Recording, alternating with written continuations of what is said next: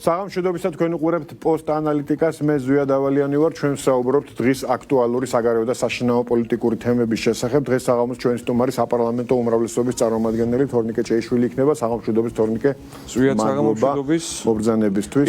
პირიქით მადლობა მოწვევისათვის მივესალმები ტელემაყურებელს. მოდ დავიწყოთ დღევანდელი აქტუალური თემების მიმოხილვა და დავიწყოთ ევროპარლამენტის მორიგი არაობიექტური და უსამართლო ანტიქართული მე ვიტყოდი რეზოლუციით, რომელიც ჩვენი ანგარიშით რიგით მერვეა, თუმცა შეიძლება აგვერიოს უკვე მერამდენია. პრინციპში ეს ანგარიში თუ რეზოლუცია სიტყვასიტყვით იმეორებს წინა რეზოლუციებს ძირითად პუნქტებში. კერძოდ კიდევ ერთხელ მოგვიწოდებს მიხეილ სააკაშვილის გათავისუფლებისკენ, ასევე მოუწოდებს ევროპულ სტრუქტურებს სანქციები დააწესონ ბიძინა ივანიშვილის წინააღმდეგ, ასევე გვაკრიტიკებს 2024 წლის არჩევნების თითქოს და უსამართლოდ და არაობიექტურად ჩატარებისთვის, ასევე მოუწოდებს ევროსტრუქტურებს საქართველოს მიმართ სანქციების დაწესებისკენ, როგორც ქვეყნის მიმართ ამჯერად უკვე და არა მხოლოდ პერსონალური სანქციები ქართული ოცნების ლიდერების წინააღმდეგ და მათ შორის SWIFT-დან გათიშვის თემის განხილვასაც კი ასე ვთქვათ SWIFT-დან გათიშვის სპეკულირება ხდება რეალურად ამით. თემითაც სპეკულირებენ. მოგეთ პირველ რიგში ზოგადად პოლიტიკური შეფასება გავაკეთოთ ამ რეზოლუციის და შემდეგ უკვე პუნქტობრივად ჩავყვეთ ქაბატონი რასა იუკნევიჩიანეს ფანტაზიას, რომელსაც სამწუხაროდ 400-ზე მეტმა ევროპარლამენტარმა დაუჭერა მხარი, თუმცა იქ იყო ჯანსაღი აზრიც და ამაზეც ვილაპარაკოთ.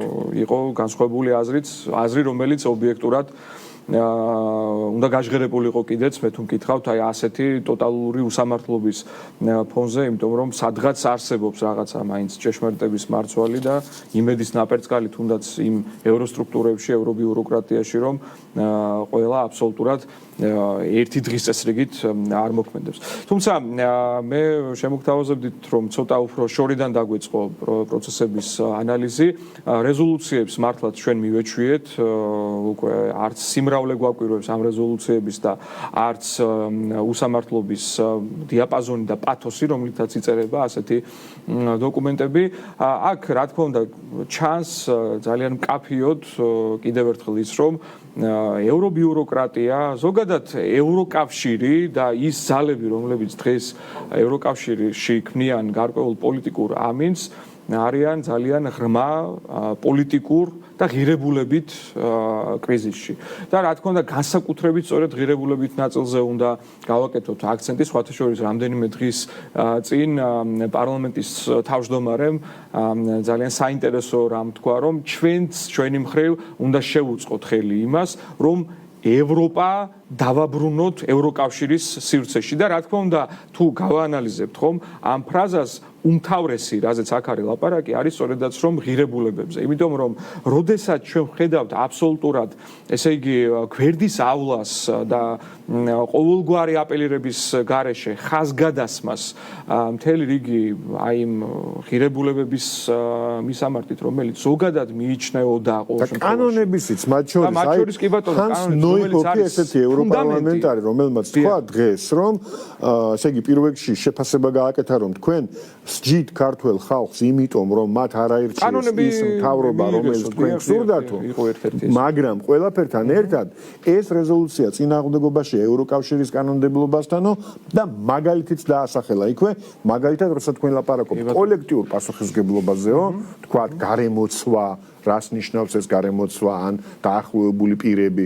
ანუ, როდესაც ლაპარაკობთ ამ კოლექტიურ პასუხისმგებლობაზე, ამით პირდაპირ მოდიხართ წინააღმდეგობაში ევროპულ კანონმდებლობასთან. რასაკვირველია, ესეც არის, ანუ მით უმეტეს დღეს იყო სწორედ, როდესაც ევროკომისიასთან დაკავშირებით ცნობილი გახდა ისევ და ისევ შესაბამისი გამჭვირვალობის სტანდარტის დაცვით არაერთი დონაციის შესახებ, რომელიც იქნა ევროკომისიის მხრიდან მიმართული სხვადასხვა ორგანიზაციებისაკენ. თუ არ ვცდები ჯამში იქ არის ლაპარაკი 17 მილიარდზე 37,000 კონტრაქტია მთლიანად გაფორმებული და 17 მილიარდის ღირებულების 17 მილიარდი ევროს ღირებულების და მათ შორის რა თქმა უნდა მილიონობით და ათეულობით მილიონობით ევრო არის მომართული საქართველოსკენაც ხომ რომ ნახოთ ჩვენ ეს კონტრაქტები იქ არაერთ ბჭყალებში ცნობილ და მეორე მხრივ მდიდარ NGO-ს ამოვიკითხავთ მათ სახელწოდებებს რომელიც ქართული საზოგადოებისთვის მისთვის ცნობილნი არიან საკუთარი ისევ და ისევ რადიკალური, ასე ვთქვათ, განწყობებით, ექსტრემისტული საქმიანობით და ზოგადად შუღლის გაღვივებით, სიძულვილის ენის ტირაჟირების წახალისებით და ასე შემდეგ და ასე შემდეგ.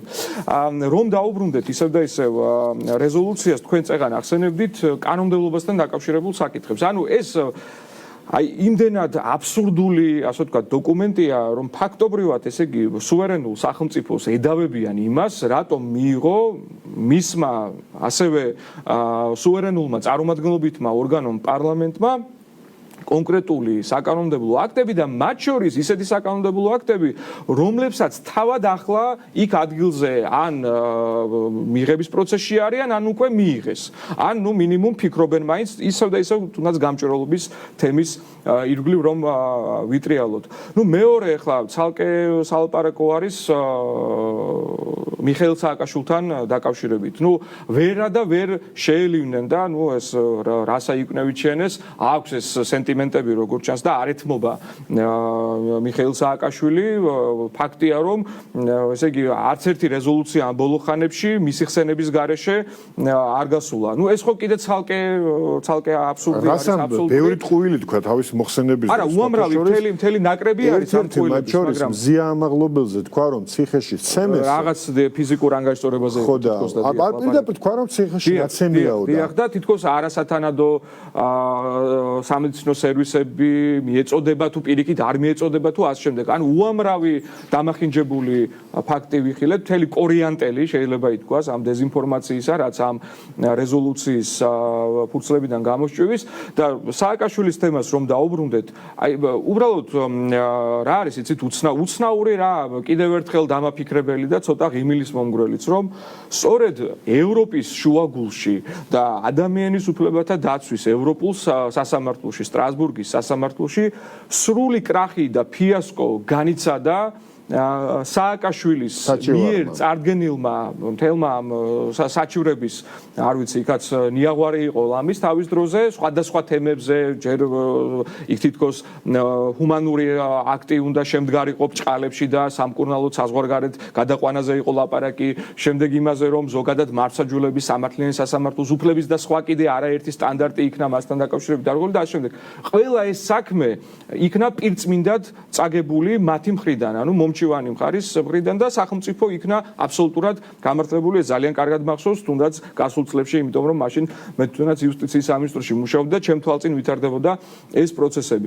და მიუხედავად ამ ყველაფრისა, ანუ მიუხედავად იმისა, რომ ერთ-ერთი ყველაზე ავტორიტეტული ორგანიზაცია ევროკავშირის მასშტაბით, ნუ ამ შემთხვევაში ევროსაბჭოზე შეიძლება ვილაპარაკოთ, მაგრამ ნუ სივრცე აბსოლუტურად იდენტური შეიძლება იყოს ამ კონტექსტში, ამბობს იმას, რომ სააკაშვილთან დაკავშირებით სახელმწიფო არის აბსოლუტურად პირნათელი და მართლმსაჯულება, რომელიც განხორციელდა, რა თქმა უნდა, ჯდება შესაბამის სამართლებრივ სტანდარტებში და ფარგლებში. ამ დროს მათ ყოველქმნით, აი პირდაპირ შეიძლება ვთქვათ, თავხედობა, რომ მაინც მიუხედავად ამისა, ეს თემა კიდევ ერთხელ შემოატრიალონ და ისევ და ისევ იყოს ამ რეზოლუციაში.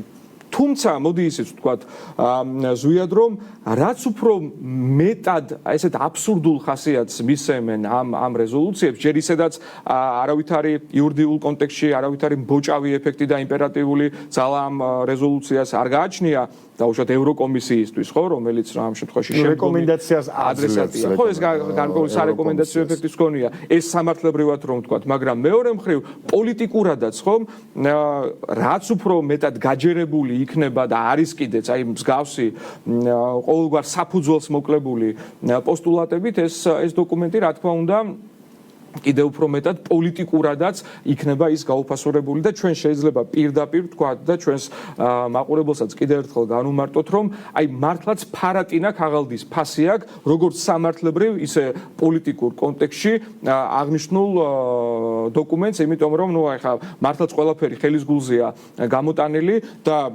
თედრზე შავის მტკიცება ახლა ძალიან დიდი ბოდიში, მაგრამ რომელ სტრუქტურაშიც არ უნდა დატრიალდეს ეს ასე ვთქვათ განწყობა და ეს პროცესი, საბოლოო ჯამში აუცილებლად დარწმუნებულები ვართ, რომ იქნება ასევე ფიასკოსთვის განწირული და სამართალი აუცილებლად თავის გზას იპოვის. და ეს არის ამ შემთხვევაში ჩვენი უმთავრესი იარაღი, რომ ჩვენ ვართ მართლები როგორც ერთი მხრივ თუნდაც იმ ევროკავშირის წინაშეც, იმიტომ რომ ჩვენ არასდროს არ გადაგვიხვევია არც ერთი ფუნდამენტური ღირებულებისთვის, ჭეშმარიტად ევროპული ღირებულებისთვის, რომელიც არის ასე ვთქვათ სადამფუძნებლო მასშტაბის მქონე მათ შორის ამ გაერთიანებისთვის. და მეორე მხრივ ჩვენ რაც მთავარია მართლები ვართ ჩვენი სამშობლოს და საქართველოს წინაშე ვიცავთ რა მის დამოუკიდებლობას, სუვერენიტეტს და სწორედ იმიტომ რომ არავის ვაძლევთ უფლებას ხელი აფათუროს აქ შიდა საქმეებში, აამღვრიოს აქ წყალი და 1000 უბედურებას გადაყაროს მერე ჩვენი ქვეყანა, ნუ გასაგებია რომ აქ შურიზიების ინსტრუმენტად არის გამოყენებული და ძალიან წყდებათ ასევე გული იმაზეც, ბარემ ეს თემა რომ დავასრულოთ დღეს ერთ-ერთი ევროკომისარი მარტა კოსი საუბრობდა ძალიან ღიად და დაუფარავად იმის შესახებ, რომ არიან შეწუხებულები რამე თუ საქართველოში თურმე მოქმედებს კანონმდებლობა გამჭვირვალობის შესახებ, კანონმდებლობა გრანტების შესახებ და ისინი თითქოს და აღარ არიან ხელფეხგახსნილნი, რომ პირდაპირ ესე იგი რაღაცა თითქოს კეთილი სახელწოდებების ხუთქვეშ და სხვადასხვა მარკეტინგული შეფუთვის ფონზე შემოიტანონ აქ ასევე ათეულობით ესე იგი მილიონი ევრო და კაცმა არ იცის და უბრალოდ ძალიან კარგად ვიცით რეალურად რას მოხმარდება საბოლოო ჯამში შემდგომში ეს თანხები პირდაპირ ასახელებდა კონკრეტულ თანხებს, რომელიც არის უკვე მობილიზებული, რომლის მობილიზაციაც ახლა ხდება, თუმცა იქვე დაამატა რომ ნუ აიო ჩვენ ეს კანონმდებლობა დღეს უკვე გარკვეულწილად გვზღუდავსო.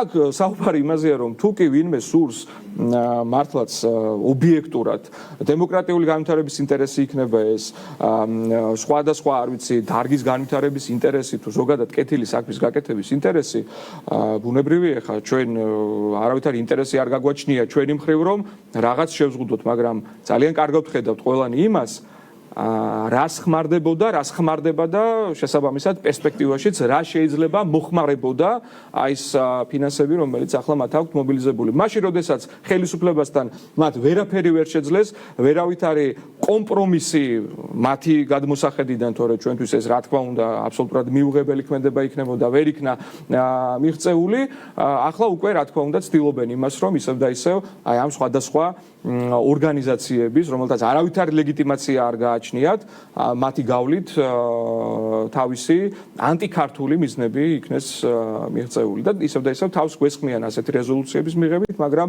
ადრეც გვითქვამს და კიდევ ერთხელ შეიძლება ამის გამეორება, რომ ჩვენ ძალიან მყარი იმუნური სისტემა გამოგვიმუშავდა უკვე აი სწორედ მსგავს უსამართლობასთან მიმართებით და უფრო მეტიც მე ესე ვიტყოდი, რომ აი ეს ყველაფერი შეიძლება ითქვას უფრო მეტად გვაძლიერებს და კიდევ უფრო მეტად გვარწმუნებს იმაში, რომ ჩვენ ბოლომდე უნდა მივიყვანოთ ის ეროვნული საქმე და პროცესები, რომელიც ახლა ჩვენი ხელისუფლების პირობებში საქართველოში მიმდინარეობს და მიყავს ქვეყანა აბსოლუტურად სწორი ნათელი მიმართულებით. ხო, სხვათა შორის ერთი საინტერესო ჩანაწერი დაემატა ამ რეზოლუციას წინა რეზოლუციებისგან განსხვავებით, ანუ რაღაც შესწორებებიც შევიდა დროსთან მიმართებაში, ალბათ რომ ყოფილიყო უფრო ადეკვატური და ესე იგი დაემატა საყვედურები და ამ საყვედურებს შორის არის ერთი ისეთი ჩანაწერი, რომელიც მე მაფიქრებინებს, რომ მათ აქვთ მთავარი გათვლა არჩევნების ჩაშლისკენ. გულისხმობ თვითმმართველობის არჩევნებს. კერძოდ, უყურეთ როგორ ჩანაწერია, ესე იგი, ოპოზიციის ლიდერების დაპატიმრების გამო მოახლოებული მუნიციპალური არჩევნები არ შეიძლება ჩაითვალოს თავისუფლად და სამართლიანად. ანუ არჩევნები, რომელიც ჯერ არ ჩატარებულა, უკვე ამ რეზოლუციის თანახმად გამოცხადებულია არალეგიტიმურად, ფაქტობრივად. ახლა თუ ამას დავამატებთ ჩვენი რადიკალური ოპოზიციის ძირითადი ბირთვის განცხადებებსაც, მათ შორის ნაციონალური მოძრაობის წარმომადგენლების, რომლებიც უკვე რამდენიმე კვირაა ძალიან აქტიურად ასე ვთქვათ, აჟღერებენ იმ იდეას, რომ ისინი არ დაუშვებენ არჩევნების ჩატარებას, მე მრჩება შთაბეჭდილება, რომ მათი პატრონების რეალური მიზანი, მათი პატრონები სადაც არიან ვიცით, ასე იგი მათი პატრონების რეალური მიზანი არის ის, რომ არჩევნები არ აღიარონ, ასე ვთქვათ, შეიძლება ეს ჩვენთვის ბევრს არაფერს ნიშნავდეს, მაგრამ ერთის რომ არ აღიარონ, მაგრამ მეორე ალბათ ზვიად, მათ უბრალოდ არსებობს რომ ეს ფაქტი როგორც ასეთი შედგეს. ანუ არჩევნები ჩატარდეს და ეხლა რატომ აქაც რა თქმა უნდა მნიშვნელოვანია ეს განიმარტოს. ზოგადად ახლა სახელმწიფოში, როდესაც ტარდება არჩევნები, თუნდაც ეს იყოს თვითმმართველობის არჩევნები, რომელიც ახლა აქვე უნდა აღნიშნოთ ხომ, რომ არსებითად უფრო არის ადმინისტრაციული მმართველობითი დონის არჩევნები და შეიძლება აქ თვითონ პოლიტიკური მდგენელი იმ ხარისხში არ იყოს აყვანილი, რაც ზოგადად ახასიათებს მაგალითად საპარლამენტო რესპუბლიკაში საპარლამენტო არჩევნებს, საპრეზიდენტო რესპუბლიკაში შესაბამისად საპრეზიდენტო არჩევნებს და ასე შემდეგ. მიუხედავად ამისა, მათ არ სურთ, რომ თუნდაც ადგილობრივი თვითმმართველობის არჩევნები ჩატარდეს, რამე თუ ეს არის ერთ-ერთი რასაკვირველია ინდიკატორი იმისა, რომ სახელმწიფოში პოლიტიკური ცხოვრება, სახელმწიფოებრივი ცხოვრება ზოგადად მიმდინარეობს იმ ყალიბში, რაც არის ზოგადად, ასე ვთქვათ, სტანდარტებთან შესაბამისი და რაც გამომდინარეობს ერთგვარი რუტინიდან, ასე ვთქვათ, სახელმწიფოებრივი ცხოვრებისა და სახელმწიფოს არსებობისა. ახლა როგორც ჩანს, მათ მართლაც განიზრახეს, როდესაც ხედავენ იმას, რომ რადიკალური ოპოზიციის რეიტინგი არის მართლაც რომ ფსკერზე და დღითი დღე ხდება მათი ამომრჩევლის დაკარგვა. ამ ფონზე ერთადერთი გამოსავალი ალბათ, რაც მათ სამუშაო მაგიდაზე დაიდო გეგმის სახით არის ის, რომ როგორღაც მოახერხონ ამ არჩევნების საბოტაჟირება და არ ჩატარება. და ჩვენ თუ გავიხსენებთ აი წინა პერიპეტიებსა, წინა მოვლენებს, აი მაგალითად ეს ეგრეთ წოდებული თვითდაპატიმრება, რასთანაც ჰქონდა საქმე რადიკალური ოპოზიციური აი ამ ლიდერების მიერ განხორციელებული ქმედებიდან გამომდინარე, ხო, ანუ აქ რეალურად მათ და პრეზიდენტის შეთავაზებაზე უარის თქმა ამავე დროს, რომელიც თავაზობდა მას შეწყალებას. დიახ, თავადვე შეაღეს პენტენციური დაწესებულების კარი, დასხდნენ იქ და ახლა თითქოს და ცდილობენ, რომ შეიქმნან რაღაც ისეთი იმიჯი, რომ აი ისინი ვიღაცამ პოლიტიკურად დაჩაგრა და არიან ახლა ვითომ და ტყვეობაში და აი ამის გამო შეიძლება მათ დაუშვათ არჩევნებში მონაწილეობის სრულფასოვანი შესაძლებლობა არ მიეცეთ და მართლაც ბრძანებდით, როდესაც თუნდაც საქართველოს პრეზიდენტის ეს ბოლო განცხადება გაიხსენეთ, რომელმაც აბსოლუტურად მოსპო ამ თვალსაზრისით ყველანაირი სპეკულაციის სივრცე და შემდგომი, ასე ვთქვათ, გასაქანი. ეს ერთი მხრივ. მეორე მხრივ, ასევე ჩვენ თუ გავიხსენებთ დღევანდელ განცხადებას, რომელიც ასევე რადიკალური ოპოზიციის, მე ვიტყოდი, მაინც არ შემდგარმა ლიდერმა და იმავდროულად მაკეინის ინსტიტუტის სტიპენდიანტმა სალომე ზურაბიშვილმა გააკეთა. აქაც მიუხედავად იმისა, რომ ძალიან რთულია ამ განცხადებაში თავი და ბოლო გაიგო ზოგადად და ასევე აქვე უნდა ითქვას, რომ თავად კი უწოდებს ამ განცხადებას ვითომ და რეალურ გეგმას, მაგრამ ეს არის აბსოლუტურად ფანტასმაგორიული გეგმა და ფანტასმაგორიული ჟანრიდან შეიძლება მომდინარეობდეს. პირდაპირ მაინც იკვეთება ნარატივი იმასთან დაკავშირებით, რომ როგორმე აი არჩევნები არ ჩავატარებინოთ. ანუ ეს ყველაფერი ერთმანეთს ეწყობა. პლუს წეგან ცლად ისაუბრეთ და ამოიკითხეთ კიდეც შესაბამისი ამონარიდი რეზოლუციიდან, რომელიც ფაქტობრივად წინასწარ ერთგვარ დელეგიტიმაციას ახდენს არჩევნებისა. ასევე გავიხსენოთ რამდენიმე დღის წინ განვითარებული პროცესი, ჯერ დაიწყეს ეუთო ოდირთან მიმართებით, რომ აი რატომ არ იწვევთ, აქ იყო ძალიან მყარი არგუმენტი წარმოდგენილი იმასთან მიმართებით, რომ ზოგადად ადგილობრივი თვითმმართველობის არჩევნების ისევ და ისევ არსიდან გამომდინარე არ ხდება ამ სადამკვირვებლო მისიის მოწვევა ასე საგანგებოდ ამ არჩევნებზე. მეორე მხრივ მე თავად იცით როგორ არის, მე მგონია რომ ეუთო ოდირი ძალიან სერიოზული ბულინგის მსხვერპლიც კი გახდა, მათ შორის ბრიუსელიდან თუ სხვა ევროპული ზოგიერთი დედაქალაქიდან, იმის გამო რაც 2024 წლის 26 ოქტომბრის საპარლამენტო საპარლამენტო არჩევნებთან დაკავშირებით მათ გააკეთეს. ანუ ის ობიექტური დასკვნა, რომელიც დაიდო და რომელიც არის ახლა დღეს რაღაც უზამენ ამ დოკუმენტს. ძალიან ნანომენ იქ ზოგიერთები დარწმუნებული ვარ იმას, რომ იმთავითვე არ მოიხარშა მათ გონებაში როგორღაც პრევენციული კონკრეტულმა ევროპა გვარი არ მახსოვს ლიტვის წარმომადგენელი იყო კრიმინალებიც კი უწოდა ეუთოოდირის წარმომადგენლებს რომლებმაც ის დასკვნა დაწერეს რომელიც ევროპარლამენტში ევროსაბჭოში ეს ამ დარბაზებში ძალიან ხშირი იყო სწორედაც ეუთოს და ეუთოოდირის კრიტიკა და ჩვენ ისიც უნდა გავიხსენოთ კარგად რა ხდებოდა თუნდაც წლის დასაწყისში როდესაც უნდა ჩამობრძანებულიყო ეუთოს საპარლამენტო ასამბლეის პრეზიდენტი ქალბატონი პიაკაუმა და ფაქტობრივად ისეთი ნიაღვარი მოაწყვეს ბულინგის რომ გადააფიქრებინეს ჩამოსვლა შემდგომ ასევე ძალიან სერიოზული ჭმუნვები და პოლიტიკური ერთგვარი კაპრიზები დაიწყოთ მაშინ როდესაც ჩამობრძანდა ეუთოს გენერალური მდივანი სინირლიოღლუ ეს რამდენიმე ორი თვის წინ იყო დაახლოებით მისი ვიზიტი და აქაც ყველაფერმა ჩაირა ისე როგორც უნდა ჩაილო იმიტომ რომ კიდევ ერთხელ ვამბობ რა თქმა უნდა როცა საუბარი არის ობიექტურ მოცემულობაზე და რეალობაზე რასაც უკვე ყველა ხედავს იმაზე უკვე რაღაცა გადაკვირთ ლაპარაკი ძალიან რთულია ვინც არ უნდა იყოს ეს და ახლა უკვე ეუთოოდირის მხრიდანაც გარკვეული თითქოს წუხილი წამოვიდა ჩვენი მისამართით, აი რატომ არ გვიწევთ ახლა პირდაპირ არსებობს სტატისტიკა. ეს სტატისტიკური მონაცემები ჩვენ რო ავიღოთ დაახლოებით აი 20 წლის მაჩვენებელი თიძეთ ჩამოსათვლელი შემთხვევებია მაშინ როდესაც ეუთოს სადამკვირვებლო მისია იყო მიწვეული ამა თუ იმ ქვეყანაში ადგილობრივი თვითმმართველობის არჩევნებზე. მაშინ როდესაც საპარლამენტო ან საპრეზიდენტო არჩევნებთან დაკავშირებით ასეულობით ასეთი შემთხვევა ფიქსირდება და ეს ზოგადად სტანდარტად არის მიჩნეული, როცა მართლა საქმე გვაქვს თავარ ჭყალებში ასე ვთქვათ ცენტრალურ არჩევნებთან სახელმწიფოში ბუნებრივია იქ სახელმწიფო იწვევს ეუთოოდირს. ახლა ამის ობიექტური წინაპირობა არ არსებობს და ეუთოოდირი გამოდის და იძახის რომ აი გარკვეულწილად თითქოს წუხან იმის გამო რომ მოწვევა არ დაფიქსირდა, მაგრამ აქვე ისმის კითხვა ძალიან დიდი ბოდიში, მაგრამ ეს წუხილი ცოტა დაგვიანებული ხო არ არის და ასევე წუხილის საგანიც ხომ არ არის ამ შემთხვევაში შეცდომით იდენტიფიცირებული. მაშინ როდესაც ქვეყნის შიგნით თუ ისევ და ისევ ქვეყნის გარეთ ყველა როგორც იტყვიან დავლურს ეკავდა ეუთოოდირის დასკვნაზე რომელიც მათ დადეს საპარლამენტო არჩევნებთან დაკავშირებით და აი პირდაპირ არ ვიცი ამის დახიეს და დაწვეს ეს დასკვნა იმდენად არ მოსწონდათ და არ მოსწონთ დღემდე მაშინ არ უნდა დაეფიქსირებინა ეუთოოდირს თავისი წუხილი ამასთან მიმართებით, ამ პროცესთან მიმართებით და თქვენს გაიხსენეთ რომ რას არ უწოდებდნენ თუნდაც სხვადასხვა მაღალი ტრიბუნებიდან ამ ორგანიზაციას. მაშინ სად იყვნენ? აქ მე არ მინდა ეხლა ცოტა შეიძლება გარკვეული ვარაუდების და ეჭვების ასე ვთქვათ პრიზმაში განვიხილოთ ეს საკითხი, მაგრამ აი ეს ბოლო განცხადება ეუთოოდირისაგან რომელიც იქნა დაფიქსირებული, აი გარკვეულწილად თითქოს შეიძლება ამძაფრებდეს ეჭვს რომ საბოლოო ჯამში აი ამ კამპანიამ გაშავებისა ეუთოს მიერ მომზადებულ დოკუმენტს გულისხმობ, რომელიც ჩვენი დასაცავი გახდა ეუთოს და მათ მიერ მომზადებული ანგარიშიც ფაქტობრივად ჩვენი დასაცავი გახდა ყველასგან,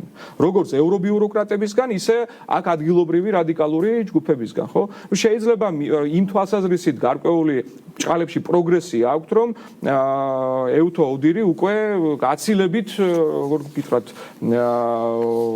შეშინებული უყურებს, ასე ვთქვათ, მათ აი ამ გამოხდომებს, რომელიც ახასიათებთ. მაგრამ კიდევ ერთხელ ვამბობ, რომ თვითმმართველობის არჩევნებთან მიმართებით ახლა ესეთი არის პრაქტიკა და ასეთი არის მიდგომა და სტანდარტი. აქ ვიღაც შეიძლება გამოვიდეს თქვას, რომ აი მაშინ რატო ჩამოვიდნენ 2021 წლის თვითმმართველობის არჩევნებზე და იყვნენ მართლა საქართველოს გულისხმობ. ძალიან მარტივი არის აქ პასუხისგაცემა. 2021 წლის თვითმმართველობის არჩევნების პოლიტიკური დატვირთვა იყო იმდენად მაღალი და ჩვენ უნდა გავიხსენოთ ხო ასევე ის პერიპეტიები რაც წინ უძღოდა ამ არჩევნებს ის რაღაც გარკვეული მათ შორის ანტიკონსტიტუციური შეთანხმებები რომელიც ისევ და ისევ თავს იყო მოხვეული ეგრეთ წოდებული შარლ მიშელის დოკუმენტი და სხვა ფაქტორები თავისი რანგით ლამის უტოლდებოდა საპარლამენტო არჩევნებს და აქ მეტნაკლებად ისევ და ისევ პოლიტიკური დატვირთვიდან გამომდინარე შეიძლება ყოფილიყო ობიექტურად ამის ინტერესიც და საჭიროებაც და ესეც გარკვეულწილად ამ შეთანხმების ნაწილად უნდა წარმოვიდგინოთ, მაგრამ ახლა ძალიან დიდი ბოდიში ჩვენგან ვითხოვენ იმას, რაც ზოგადად არ აქვთ თავად წესად დადგენილი. და მით უმეტეს იმ ფონზე, როდესაც თავადვე პირდაპირ ცეცხლის მისცეს ეუთო უდირის დასკვნა და გამოჩნდა ის, რომ არაფერს არ წარმოადგენს მათთვის ეს დოკუმენტი. წინააღმდეგ შემთხვევაში მათ შორის დღეს რაკენჭისყრაც ჩატარდა და გუშინდელი განხილვა რომ იყო იქ ფაქტობრივად სარიელ დარბაზში, არც ეს პროცესები არ უნდა განვითარებული იყო, რამე ფასი რომ გააჩნდეს ამ სადამკვირვებლო მისიის დასკვნას შესაბამისი აქტორებისათვის. კი ბატონო, ბუნებრივია და თავისთავად ცხადია, რომ თვითონ არაფასებენ ეუთოოდერის დასკვნას, ისევე როგორც არაფასებენ სტრასბურგის სასამართლოს გადაწყვეტილებებს. დასასრულისკენ უნდა წავიდეთ და ფაქტია, რომ ნამდვილად ასეთი გეზი აქვს, როგორც ჩანს აღებული რადიკალური ოპოზიციის მფარველებს და თვითონ რადიკალური ოპოზიციის უდიდეს ნაწილსაც, რომ არ დაუშვან არჩევნების ჩატარება საქართველოში. და სალომე ზურაბიშვილის განცხადებაც გეთანხმებით ამას ნიშნავს. სხვათა შორის სალომე ზურაბიშვილმა ასეთი რამეც კი თქვა, რომ წინააღმდეგობის პლატფორმა გავააქტიუროთო და წინააღმდეგობის პლატფორმამო ჩამოაყალიბოს დროებითი მთავრობაო. ანუ არჩევნები საერთოდ აღარ უნდათ, პირდაპირ უნდათ რომ ჩამოაყალიბონ მთავრობა. ბოდიში ზვიად ერთ პატარა დაკვირვებას კიდევ გაგიზიარებ თუ შეიძლება სალომე ზურაბიშვილთან დაკავშირებით რა. რეზოლუცია ამბობს, რომ სალომე ზურაბიშვილი ფაქტობრივად თურმე ჩვენ უნდა ვაღიაროთ, მათ რა ქვია, მე მგონი პრეზიდენტი, რაღაც ესეთი პასაჟი არის გაკეთებული. ისევ და ისევ. ესე იგი, არჩევნებიც გაუქმებული უნდა იყოს, მათ რომ მივენდოთ. სასამართლო ხო თავისთავად გაუქმებული უნდა იყოს. სააკაშვილი პირდაპირ უნდა გაუშვას. დემოკრატიაზეა ლაპარაკი და ის, ვინც არის კანონიერ ძალაში შესული გამამტყუნებელი განაჩენის მიხედვით დამნაშავედ ცნობილი თურმე უნდა გავაყოთ ციხისკარი და გავუშვათ გარეთ რა. ისევ ამ რეზოლუციას ხო და შედეგებზე რო ვილაპარაკოთ, აი ცოტა დრო გრჩება და შედეგი რა იქნება? ჩვენთვის არაფერი ფასი რო არ აქვს, ეს გასაგებია და საქართველოს მოსახლეობის უდიდეს ნაწილს უკვე რეაქციაც აღარ აქვს ამ ევროპარლამენტის მსგავს რეზოლუციებზე. რა იქნება ამის შედეგი? ერთი, ესე იგი, რამდენად ვარაუდობ, რომ ეს გადაიზარდოს რეალურ სანქციებში საქართველოს მიმართ, მარტაკოსმა თქვა, თუ არ ვცდები, რომ ერთი კვირის შემდეგ საგარეო საქმეთა მინისტრა საბჭო განიხილავს საქართველოს საკითხს. ესე იგი, შესაძლო ზომების მისაღებად და მათ შორის ახსენებდა ამ კონტექსტში იქნა ნახსენები ასოცირების შეთანხმება, არაერთხელ შეუხსენებიათ ეს უვიზო რეჟიმი, დღეს SWIFT-იც ახსენეს. ეს ერთი მიმართულება, ანუ რამდენად წავლენ ასეთ ნაბიჯებზე, თუნდაც იმისთვის, რომ ადგილობრივი თვითმმართველობის წინ არჩევნების წინ მაქსიმალურად დააზიანონ ხელისუფლება. ეს ერთი და მეორე, ეს უფრო რიტორიკული კითხვის სახით, რომ მე მგონი აი, რაც უეჭველად მოყვება ასეთ რეზოლუციებს შედეგად არის ის, რაც ერთ-ერთმა ევროპარლამენტარმა დღეს თქვა, უნჯეი დოსტალმა ზეწოლით ასეთი ტიპის რეზოლუციები თქვენ ვერ შეცვლით საქართველოს მთავრობას, ასეთი ზეწოლით ჩვენ თანდათან დავკარგავთ მეგობარს და პარტნიორსო და აი თუ დავაკვირდებით ევროპის მიმართ დამოკიდებულების სტატისტიკას, მაგალითად იგივე ევრობარომეტრის მიერ გაზომილ სტატისტიკას, ძნელი არ დავეთანხმოთ უნჯეი დოსტალს იმაში, რომ ქართულ საზოგადოებას მთლიანად ეკარგება ნელ-ნელა თავის პოზიტიური განწყობა ზოგადად ევროსტრუქტურების მიმართ, არა ევროპის, მაგრამ ევროსტრუქტურების მიმართ ნამდვილად. კი ბატონო, ესე იგი, რა თქმა უნდა, ეს შანტაჟის მორიგი, მე ვიტყოდი უხეირო მცდელობა შეიძლება იყოს, რასაც ახლა ისინი სავარაუდოდ განიხილავენ და ამზადებენ, ყველაფერი დევს უკვე ხელის გულზე. ყველაფერი იმდენად სააშკარაოზეა გამოტანილი, რომ რაღაც პოლიტიკურ კულუარებში კი არ მიმდინარეობს ეს დუღილი და ეს პერიპეტიები, არამედ ფართო საზოგადოება თავად განშის და ხედავს იმას, რასთან გვაქვს ჩვენ საქმე და რატომ მიდის ამხელა დრო, ენერგია, რესურსი, აი ამ ძალების მხრიდან, ევრობიუროკრატიის მხრიდან, რომ რაც შეიძლება გაძლიერდეს წნეხი საქართველოზე. ხედავთ იმასაც გეოპოლიტიკურ კონტექსტში, რა პროცესებთან გვაქვს საქმე, გნებავთ კავკასიაში, გნებავთ ცოტა უფრო ფართო კონტექსტში ეს турბულენტობის, ასე ვთქვათ, ხარისხი სულ უფრო და უფრო მეტად მატულობს და გასაგებია, რომ აქ ზოგიერთებს საქართველო ესახებათ როგორც პლაცდარმი და როგორც ქართველი ხალხი და ჩვენი მოსახლეობა როგორც საზარბაზნე ხორცი, რაოდენ სამწუხაროც არ უნდა იყოს ეს.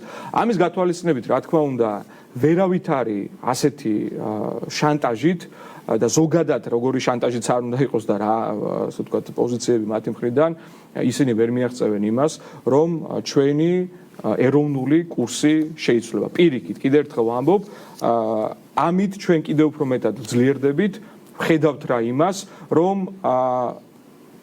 ვთქვათ, მოწინააღმდეგე მხარე მტერი მძლავრობს და ამას კიდევ უფრო მეტი მობილიზაცია ჭირდება ამ კონტექსტს გულისხმობ. მეორე მხრივ, რა თქმა უნდა, საზოგადოება თავისთავად აკეთებს თავის დასკვნებს და ეს თქვენ წეგან გაიხსენეთ ევრობარომეტრის კვლევა, თუნდაც ამ კვლევიდან ძალიან კარგად იკვეთება, ჩვენ რომ ავიღოთ ბოლო 1 წლის სტატისტიკა, დაახლოებით 20%-ამდე არის შემცირებული, გულისხმობ 20%-ით არის შემცირებული ნდობა ევროსტრუქტურებისადმი ჩვენს საზოგადოებაში და ეს თავისთავად არის ერთგვარი ალბათ ვერდიქტი, რომელიც საზოგადოებას ჩვენთან თვითონ ევროპაში ციკლებს ევრობიუროკრატიის მიმართ ნდობა. ისინი ამაზე არ ფიქრობენ. სამწუხაროდ ისინი ამაზე არ ფიქრობენ. ჩვენ გავაგრძელოთ ამ თემაზე საუბარი ეთერის შემდეგ, ეთერში სამწუხაროდ ვეღარ გავაგრძელებთ, იმიტომ რომ ამოიწურა ჩვენთვის გაკუთვნილი დრო. თორნიკე ჭეიშვილი საპარლამენტო უმრავლესობის წარმომადგენელი იყო ჩვენი სტუმარი. მაყურებელს შევახსენებ პოსტ ანალიტიკა დღესამით დასრულებულია. ორ შაბათამდე გემშვიდობებით დროებით. ნახვამდის.